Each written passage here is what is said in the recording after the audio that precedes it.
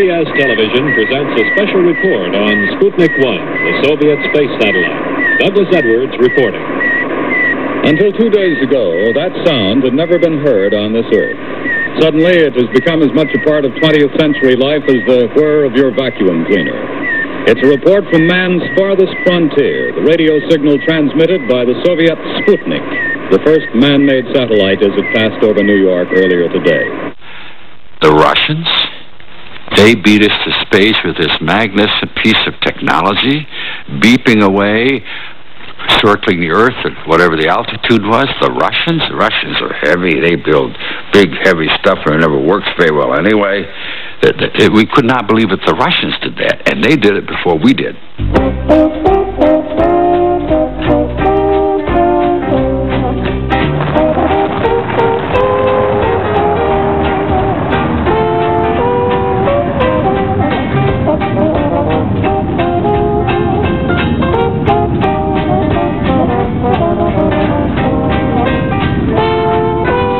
The USSR had launched into space a small aluminum alloy sphere weighing 184 pounds. They called it Sputnik. It was a tiny object compared with what was to come, but it was a first, and the world stood by, transfixed by the achievement.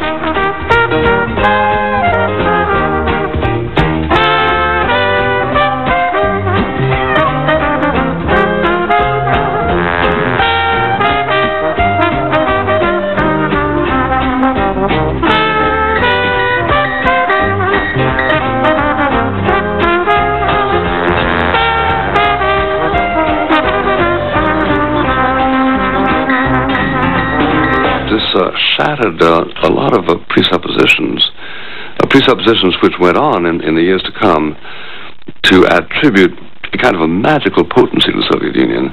It was predicted in the 60s, by 1980, their GDP would exceed that of the United States. Well, these went to preposterous lengths, but there is no denying what they accomplished in 1957. That was a huge culture shock in America. Would you admire the Russians for doing it or not? No, definitely not. I said we should have been the first ones to have it, if there's such thing. Well, I would think the United States, America would do something first. It gets the American people alarmed that a foreign country, especially an enemy country, can do this. And we fear this. In its orbit, 560 miles above the Earth, the satellite reached a speed of 18,000 miles an hour. I was working on the Corvette with an engineer that was a German guy, and the thing came over the speaker system that the Sputnik had gone, and he says, "Oh my God, I was on the wrong side last time, looks like I'm on the wrong side this time." But everybody was shook up by that, and it changed America a little bit. In Washington, the public line was, Sputnik, the Russians have been able to put up a little something about the size of a basketball or a melon.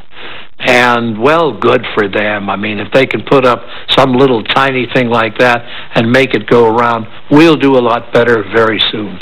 That was the official public line. The private line, the inside line in the White House and the Pentagon, was one of total fear.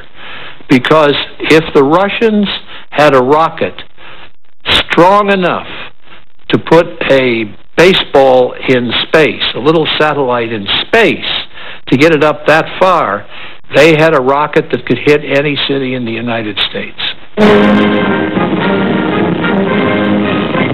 Red Square invites the world to look in, for this is one of Moscow's banner attractions. New weapons are moved before the cameras, just enough of them to toy with the imagination. In retrospect, in fact, we were well ahead in science and in the space race and in weaponry and in air power, but we have been in this competition with them, and here is this breakthrough, identifiable breakthrough in the world of space, and they get there first. Cape Canaveral, Florida. Scientists check out America's first test satellite, a 3-pound, 6.5-inch sphere equipped with a tiny radio transmitter and protruding antennae. With the Soviets setting the pace, the U.S. rushed its first space probe to the launch pad in December of 1957. Catapulted 300 miles into space. And towering 72 feet over the sands, the 11-ton rocket is ready for firing.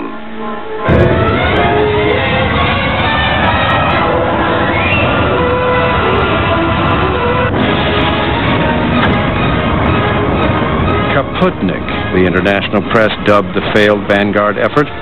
The public disaster prompted Americans to wonder, where had they gone wrong? That kind of put an end to the revelries of the 1950s, to the notion of self-fulfillment and enjoyment and rock and roll and sex and big birthday cakes. Suddenly, life had become very serious. I've been waiting in school all day long, waiting on the bell to ring so I could go home. I throw my books on the table, pick up the telephone. Hello, baby. Critics said the American education system was at fault. Soviet children spent 33 more days a year in school than Americans, and more scientists per capita graduated from Soviet universities. Baby boomers suddenly found the Cold War reflected in their curriculum. The best thing that happened to the American education system was that the Russians sent Sputnik up. We had to put money in the sciences. And so we started funding. We started opening the coffers and putting money into science and the academy, and that kind of spread out into the humanities and everywhere else. And suddenly new schools were being built everywhere, and more kids were coming into the schools. And if the Russians hadn't sent up Sputnik, who knew what would have happened? While a generation of baby boomers were honing their skills in science and math, events 90 miles off America's coastline would put the nation's resolve to contain the Soviet Union to the test. In 1959, a young rebel leader named Fidel Castro overthrew Cuba's corrupt Batista regime. Those of us who were in Havana at that time thought that Castro had to be better than Batista. We had no idea that Castro would turn out to be the kind of dictator that he did turn out to be. Cuba's Fidel Castro arrives at New York's Idlewild Field, the first in a parade of heads of government that includes nearly every Iron Curtain nation and Russian ally. Castro moved to nationalize American property in Cuba and turned to the Soviet Union for foreign aid and military support. Unlike the 3 or 4... Seen through the harsh lens of Cold War politics, the charismatic Cuban became a made-for-TV villain. Any good revolutionary has to be conscious of the media. Fidel Castro knew that early on, and he used us to great effect. Suddenly, in the fatigues and the beard and the cigars and the long speeches and the shaking of the head, he was a wonderfully theatrical figure. Agree or disagree, you had to pay attention. Beyond Castro's image was the reality that Cuba was closely allied with a nuclear-armed superpower. Only leaders of communist nations so far. There is a limit to what the United States and self-respect can endure. That limit has now been reached. Castro marks the second anniversary of his revolution with the biggest military parade ever staged in Cuba. The country that had once been a convenient playground for American tourists now represented the front lines in the battle with communism, a specter that would haunt American diplomacy for years to come. In his long campaign of provocation and harassment. Thank You Ike Day is the theme for the thunderous welcome. Dwight Eisenhower had been the perfect president for the 1950s. Where Ike and Mamie hold center stage while convention business waits in the wings. But now, his political party had a serious problem. The failure in Cuba and the setback in space were signs that new times required a new style of leadership.